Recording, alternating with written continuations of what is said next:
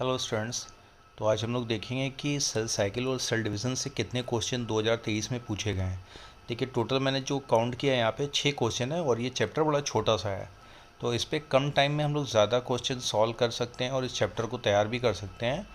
और चूँकि syllabus reduce हुआ है इस हिसाब से अब चैप्टर वाइज क्वेश्चन का नंबर भी इस साल बढ़ने के चांसेस हैं। हालांकि ये चैप्टर तो पहले ही छोटा चैप्टर है और इसमें कोई बहुत अपडेशन नहीं हुआ है, तो अगर इस चैप्टर को तैयार किया जाए तो ज़्यादा चांसेस बन सकते हैं अच्छे नंबर पाने की।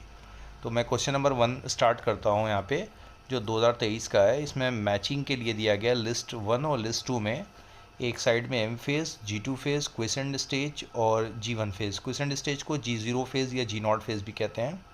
और इधर लिस्ट दिया हुआ है, मैच कराना है। ठीक है, तो इसका आंसर होगा फर्स्ट का जो है ए आंसर है। 2023 का ही क्वेश्चन है कि ए का जो होगा पहला मैच करेंगे फोर्थ वाला। देन अगर आप बी का देखें तो फर्स्ट वाला मैच होगा। देन सी का अगर आप देखें तो ये सेकंड वाला मैच करेगा।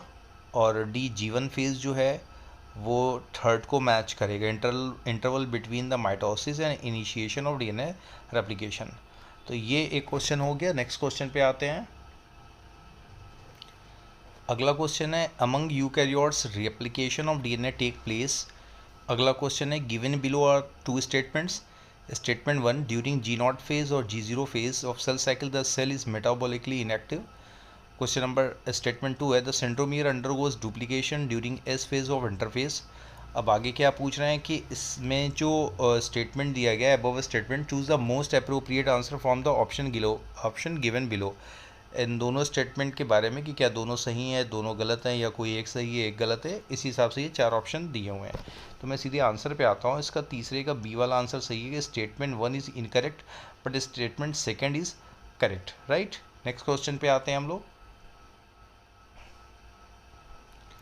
Question the process of appearance of recombination nodules occurs at which substage of prophase first in meiosis cell division. Right, option दिया हुआ डिप्लोटीन, जैगोटीन, डायकेनेसिस एंड पैकेटीन।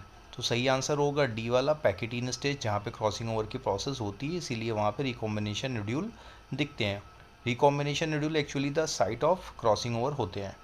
अगला क्वेश्चन है which of the following stage of meiosis involve division of centromere.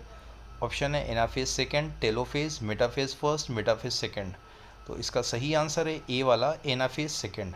Last question पे आते हैं जो 49 number of question है, 2023 में ही पूछा गया है। 5 क्वेश्चन हम लोगों ने देख लिए हैं।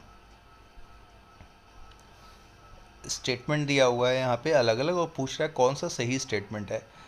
दिया है पहला tetrad formation is seen during leptotene. दूसरा दिया है during anaphase the centromere split and chromatid separate. C दिया हुआ terminalisation take place during pachytene. D है nucleolus Golgi complex and ER R reform during telophase. और लास्ट है crossing over take place between sister chromatids of homologous chromosome. मैं statement के options पे आता हूँ ताकि वहाँ से हम लोग सही आंसर निकाल सकें। इसका सही जो आंसर है 2023 का ये क्वेश्चन ध्यान रखिए डी वाला है। बी एंड डी ऑप्शन सही होगा। पीछे जाके स्टेटमेंट देख लीजिएगा क्या स्टेटमेंट दिया हुआ है। ओके।